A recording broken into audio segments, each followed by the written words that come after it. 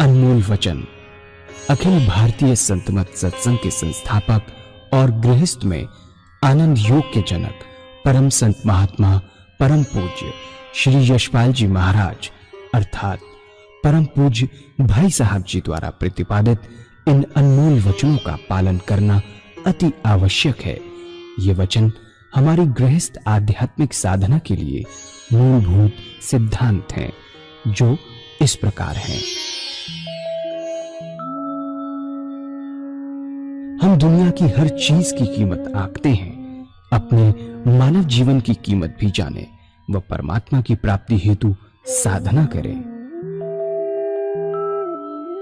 मनुष्य योनि एक उपहार है, इसीलिए परमात्मा को धन्यवाद देते हुए आधा घंटा प्रातःकाल, आधा घंटा सायंकाल पूजा अवश्य करें।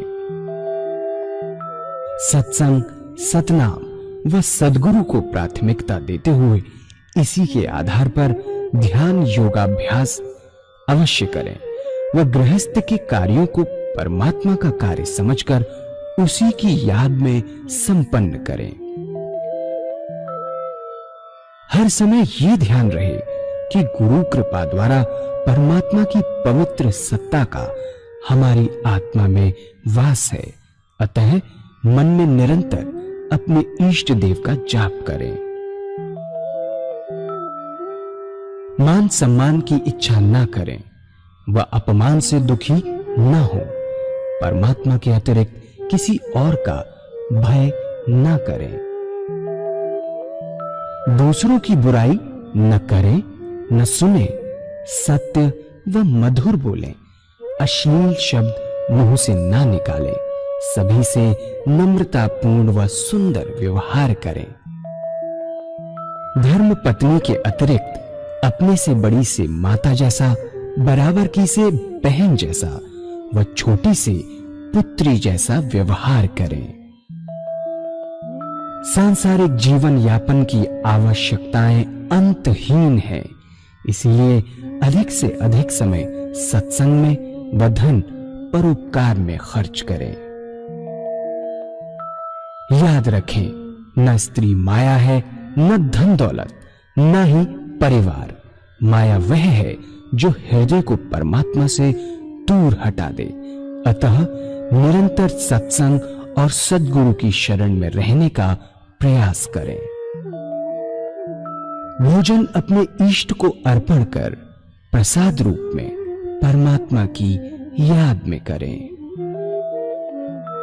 रात्रि में सोने से पहले अच्छे बुरे कार्यों का आत्मनिरीक्षण कर उसका समुचित पश्चाताप करते हुए ध्यान करें व प्रभु की गहरी याद में ही विश्राम करें। परमात्मा तू ही है, तेरी इच्छा पूर्ण हो।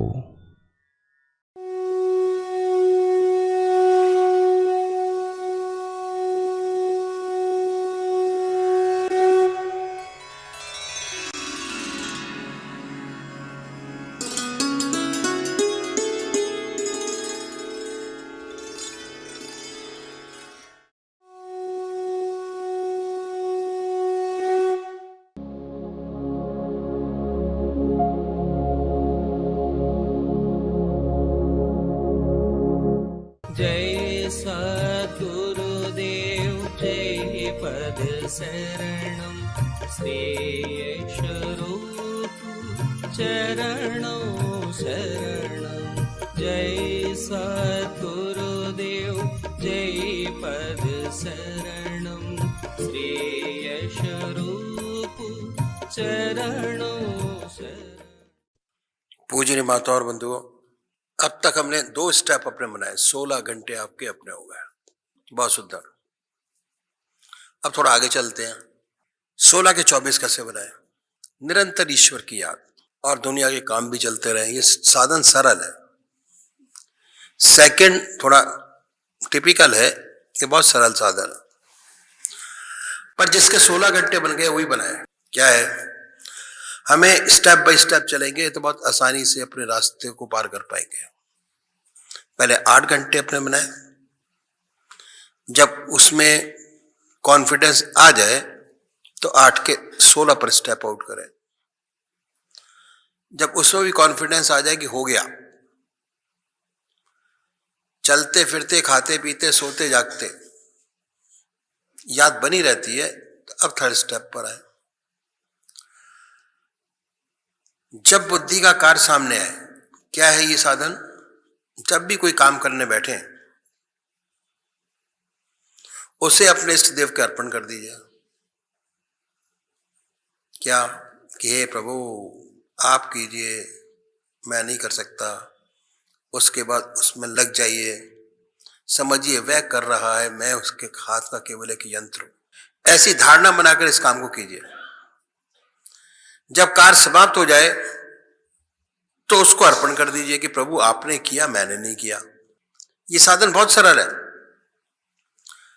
जब कुछ टाइम बाद जब ये साधन करेंगे तो बहुत सुंदर अनुभव आपके होने शुरू हो जाएंगे। पहला अनुभव ये होगा कि धीरे धीरे आश्चर्यचकित हो जाएंगे कि कमाल है, बुद्धि का काम भी करता हूं। और ऐसा मालूम होता है कि भगवान की याद की तरंगे मेरे दिल और दिमाग के बीच में बह रही हैं और काम भी हो रहा है। बहुत सुंदर, ऐसा सुंदर अनुभव। दूसरे तरीके के अनुभव इस प्रकार के होते हैं कि अब जो आप काम करते हैं वह प्रभु का समझ के करते हैं, ईश्वर का समझ के, अपना समझ के तो करते नहीं। प्रभु का भेजा हुआ कार्य है, उसी का काम हमें करना है, ऐसा समझ के करते हैं। धीरे धीरे ये अनुभव होने शुरू हो जाते ही काम तो बहुत मामूली सा था, लेकिन जब पूरा हुआ उसका बहुत बड़ा रिजल्ट आपके सामने आया तो हम इमेजिन भी नहीं कर सकते। हैरत होती है कि इसका काम इतनी बड़ी इंपॉर्टेंस मैंने कभी प्रयास भी नहीं कर सकता था, मैंने नहीं किया, परमात्मा ने किया। ऐसी धारणा धीरे धीरे बन जाती है। बहुत सुंदर। तो जब ये स्टेज आती है तो हमारी आज्ञा चक्र पर स्पंदन होना शुरू हो जाता है, और जब आज्ञा चक्र पर स्पंदन शुरू हो जाता है, प्राण वायु का जब ये स्पंदन होता है तो बड़े आनंद होता है। नशे की सी हालत है, बड़ा आनंद है, जैसे कोई नशीली चीज खा या पी ली हो। ये नशा राम नाम का नशा है। शराब का नशा आदमी को नीचे गिराता है, राम नाम का नशा इससे कहीं ऊंचा ऊपर ले जाता है। बड़ी ऊंची भावना पैदा होती है। इस नशे का असर यही है, परोपकार, विषबंदित प्यार, परमात्मा की भक्ति, सुंदर सुंदर विचार पैदा होते हैं इस नशे से। तब एहसास होता है कि काम भी हो रहा है पूर्ण लगन के साथ, और साथ साथ स्पंदन भी हो रहा है आज्ञा चक्र पर। नशे की सी हालत है, उस परमात्मा की याद निरंतर जारी है, भगवान की याद भी और काम भी हो रहा है। ऐसा सुंदर अनुभव होता है क्योंकि परमात्मा को काम अर्पण करने की आदत बना ली है। प्रभु आप कीजिए, मैं नहीं करता। और जो होता है ऐसी दशा में बड़ा ऊंचा कार्य होता है, बड़ा सुंदर कार्य होता है। जो भी होता है पूर्ण चित्त की एकाग्रता के साथ, दिमाग वहीं लगा होता है, इसलिए बहुत ऊंचा काम होता है, बहुत अच्छा काम होता है। और साथ साथ ईश्वर की याद बनी है। निरंतर यह अनुभव होता रहता है कि मैं नहीं करता, मैं तो नहीं कर सकता था, परमात्मा करता है, मैं तो उसके हाथ का केवल एक यंत्र हूं, वह करता है। ऐसा सुंदर अनुभव। जब ऐसी दशा हो जाती है, हर समय प्रभु चिंतन और दुनिया के सारे काम, चाहे शारीरिक और मानसिक, बहुत सुंदरता से संपन्न हो जाते हैं। हृदय निरंतर परमात्मा की याद में बर्फ की तरह पिघलता रहता है। निरंतर उसकी याद है, एक क्षण को भी उसकी याद नहीं भूलती। ऐसी सुंदर अवस्था बनती है। 24 घंटे का ध्यान, निरंतर उसकी याद है। एक भी सेकंड को परमात्मा की याद के बगैर नहीं रहता। इसी दुनिया में रहता है, इसी दुनिया के सब काम करता है। दूसरों से कई सुंदर समस्त दुनियावी व्यवहारों में कुशल रहता है। अगर संसारिक कामों में पीछे रह गया तो हमारी मंशा पूरी नहीं हुई। तारीफ तो तब है जब दुनिया के काम आज से अच्छे हों और साथ साथ ईश्वर में जीवन हो और परमात्मा की याद में बर्फ की तरह दिल पिघलता रहे। दस्त बकार दिल बेयार, ऐसी सुंदर अवस्था मिलती है सब अभ्यास से। कबीर साहब का नाम आपने सुना होगा। वे तत्वज्ञानी थे। उन्होंने इस दशा का बड़ा सुंदर वर्णन किया है। कबीर साहब बगैर पढ़े लिखे थे, उनके लिए काला अक्षर भैंस बराबर, और उनकी जो वाणी निकलती वह हृदय से निकलती थी और उसके अनुभव के आधार पर दूसरे लोग लिख देते थे। बहुत सुंदर दिग्दर्शन उन्होंने इस दशा का किया है। कहा है कि संतो सहज समाधि भली,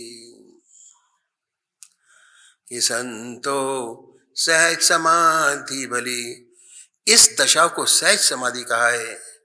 क्यों? निरंतर ईश्वर की याद है, पूरा ज्ञान है, ध्यान भी बना हुआ है और काम भी हो रहा है। कि संतो सहज समाधि भली, गुरु कृपा जिस दिन से जागी, निश दिन अधिक चली। ये सहज समाधि की जो अवस्था है, सहज है, सहज ही सारे काम होते हैं, प्रेशर से कोई काम नहीं होता। जो अवस्था है बड़ी सुंदर है और ये मन की एकाग्रता से आती है, कंसंट्रेशन ऑफ माइंड, चित्त की एकाग्रता से, अपनी मेहनत से आती है, बड़ी मुश्किल से आती है, असंभव ही है। लेकिन अगर ऐसे संत की सोबत मिल जाए जिसका हृदय निरंतर परमात्मा की याद में लगा रहता है 24 घंटे, ऐसे व्यक्ति की संगत मिल जाए तो काम बहुत जल्दी पूरा हो जाता है। उसकी सोबत से ही ध्यान बनने लगता है, आपको प्रयास करने की जरूरत ही नहीं होती। उसके सानिध्य से ध्यान अपने आप बनने लगता है, उसकी सोबत से ही ध्यान अपने आप बनने लगता है। इसलिए कहा है कि गुरु कृपा जिस दिन से जागी, गुरु की कृपा से जिस दिन से जो चित्त की एकाग्रता मुझे मिली है, निश दिन अधिक चली। ये दिन दिन बढ़ती रहती है, इसमें घटान नहीं है। जैसे जैसे खाली समय आप परमात्मा को देते चले जाते हैं, जैसे जैसे अभ्यास में डूबते चले जाते हैं, आपकी पहुंच और गहरी होती चली जाती है और अधिकाधिक आनंदमय अवस्था बनती चली जाती है। इसलिए कबीर साहब ने कहा है, बहुत सुंदर है, कि संतो सहज समाधि भली, गुरु कृपा जिस दिन से जागी, निश दिन अधिक चली। आगे कहते हैं कि जय जय डोलऊं सो परिक्रमा, जो कुछ करऊं सो सेवा, जब सोऊं तो करऊं दंडवत पूजऊं और न देवा। संतो सहज समाधि भली, गुरु कृपा जिस दिन से जागी, निश दिन अधिक चली। जय जय डोलऊं सो परिक्रमा, जो कुछ करऊं सो सेवा, जब सोऊं तो करऊं दंडवत पूजऊं और न देवा। कहते हैं जहां जहां ऐसा व्यक्ति चलता है वह परिक्रमा करता है और जो कुछ करता है वह सेवा करता है। जय जय डोलऊं सो परिक्रमा। जब मंदिर में भगवान की परिक्रमा करते हैं तो झरोकों से भगवान को निहारते जाते हैं, भगवान के ध्यान में परिक्रमा करते हैं। जब ये साधक घर से निकलता है तब प्रभु की गहरी याद में डूब कर चलता है, चल नहीं रहा, परमात्मा की सच्ची परिक्रमा कर रहा है। जो कुछ करऊं सो सेवा, सच्ची सेवा करता है। बहुत बड़ी सेवा होती है। संसार के दावानल से झुलसे हुए हृदय आते हैं, आए बैठे शांति लेकर जाते हैं, शांति और आनंद लेकर जाते हैं, सुख शांति लेकर जाते हैं। कैसे सच्ची सेवा है, दूसरों की आत्मा खिलती है। सच्ची सेवा होती है जय जय डोलऊं सो परिक्रमा, जो कुछ करऊं सो सेवा, जब सोऊं तो करऊं दंडवत पूजाऊं और न देवा। ऐसा व्यक्ति जब सोता है, जय जय डोलऊं सो परिक्रमा, जो कुछ करऊं सो सेवा, जब सोऊं तो करऊं दंडवत पूजाऊं और न देवा। जब ऐसा व्यक्ति सोता है, जब ऐसा व्यक्ति सोता है, भगवान की गहरी याद में सोता है, जब मंदिर में जाते हैं, भगवान को साष्टांग प्रणाम करते हैं, उस समय हर व्यक्ति का हृदय परमात्मा में लगा रहता है। उस क्षण को दूसरा विचार नहीं आता, बड़ी श्रद्धा से भगवान को दंडवत प्रणाम करते होते हैं। उस क्षण हृदय भगवान में लगा रहता है।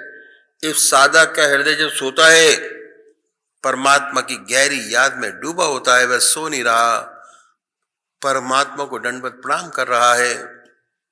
जब सोऊं तो करऊं दंडवत पूजाऊं और न देवा। और ये एक इष्ट का पुजारी, एक इष्ट का पूजा करने वाला, शुरू में जैसे मैंने बताया कि जो साकार पुजारी है उसको अपना एक इष्ट निश्चित करना बहुत जरूरी है। एक इष्ट, अनेक नहीं, एक। तभी चित्त की एकाग्रता प्राप्त होकर सो सकेगी, नहीं तो नहीं हो पाएगी। और निराकार पुजारियों के नाम आगे कबीर साहब कहते हैं कि कहूं सो नाम सुनऊं सो सिमरन, कहूं सो नाम सुनऊं सो सिमरन, खाऊं पीऊं सो पूजा, ग्रह उजाड़ एक सम लेखूं, भाव मिटाऊं दूजा। ऐसे व्यक्ति की जो वाणी होती है उसमें भगवान की लीला का वर्णन होता है। परमात्मा के गुण अनुवादों में ही उसको सच्चा आनंद व सुख मिलता है। निरंतर आत्मा के शब्द को ही सुनता रहता है, कहता है ईश्वर का नाम, सुनता है ईश्वर का नाम। और जब भोजन करता है तब भगवान को अर्पण करके करता है। हर ग्रास परमात्मा की याद में खाता है। भगवान को सच्चा नैवेद्य चढ़ा रहा है, वह भगवान की सच्ची पूजा कर रहा है। भगवान को नैवेद्य चढ़ा रहा है, सच्ची पूजा उससे बन रही है। कबीर साहब ने कितना सुंदर कहा है कि कहूं सो नाम सुनऊं सो सिमरन, खाऊं पीऊं सो पूजा, ग्रह उजाड़ एक सम लेखो, भाव मिटाऊं दूजा। ऐसा व्यक्ति निरंतर अपने आत्मा के आनंद को चूसता रहता है। उसके अंदर परमात्मा का शब्द चल रहा है। इसलिए आप उसे मखमल के गद्दे पे सुलाइए, नीचे सुलाइए, कोई फर्क नहीं पड़ता, कोई अंतर नहीं। चाहे बड़े महल में रखें, चाहे झोपड़ी में रखें, उसका उसके ऊपर कोई प्रभाव नहीं पड़ता, क्योंकि उसको इसे पता ही नहीं कि क्या हो रहा है। वह तो ये जानता ही नहीं कि उसकी जिंदगी कैसे चल रही है। वह तो निरंतर परमात्मा की याद में लगा रहता है, अपने आत्मा के रस को ही चूसता रहता है। सेवक के गुरुदेव कहा करते थे, बहुत सुंदर कहते थे। वो कहते थे कि निशाते जिंदगी है, निशाते जिंदगी है, जिंदगी का यूं बसर होना।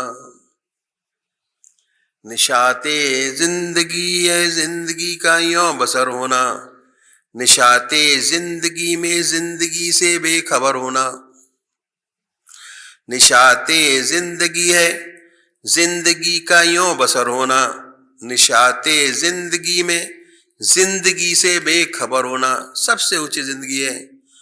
दुनिया के सारे वैभव आपके पास मौजूद हैं, गाड़ी है, बंगला है, सब कुछ है, लेकिन उसके मन के अंदर इसका प्रभाव ही नहीं, एहसास ही नहीं।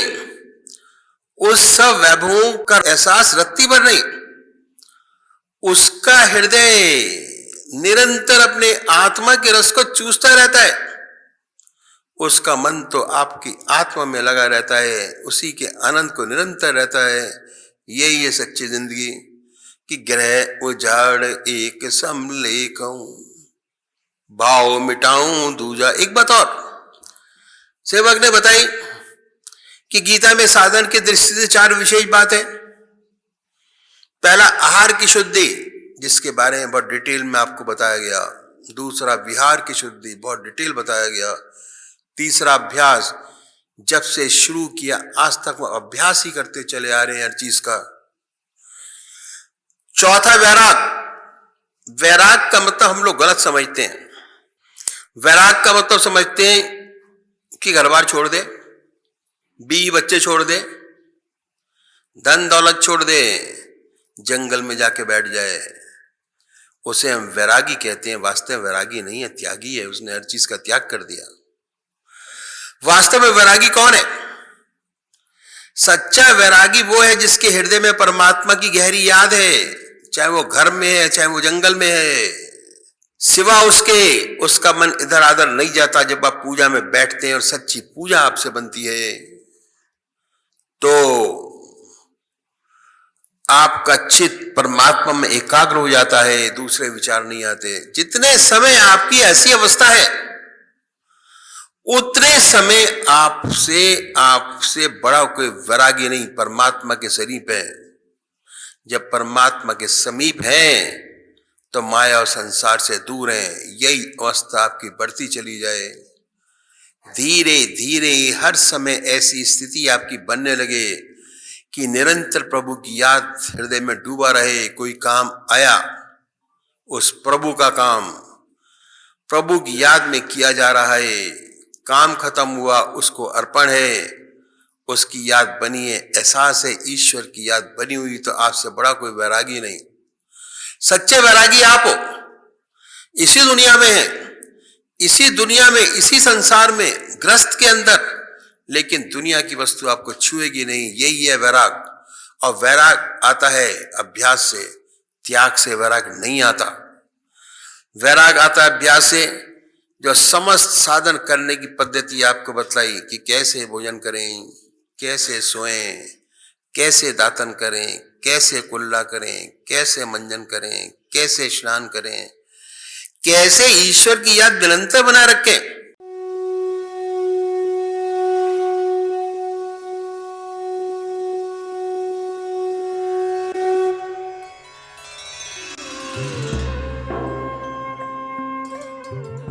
ध्यान योग के कार्यक्रम आनंद योग से निशुल्क जुड़ने के लिए संपर्क करें 9810239677।